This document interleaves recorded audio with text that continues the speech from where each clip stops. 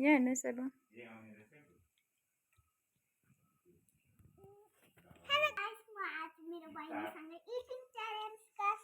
यो र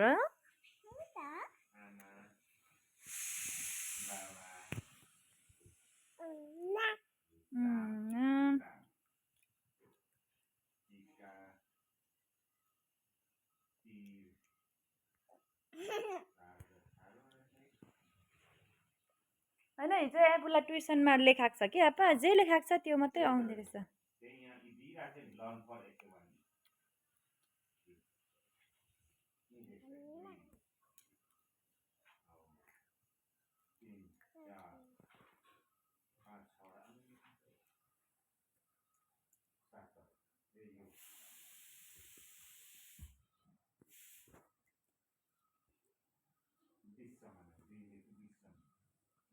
तर होइन एलसी म्यामले नि 10 सम्म मात्रै सिकाएको छ उसलाई त्यो उसको ट्युसन कपीमा जे सिकाएको छ त्यही आउँछ आपा हिजो अब एलसी म्यामले इक्जामकै लागि त सिकाएको उसले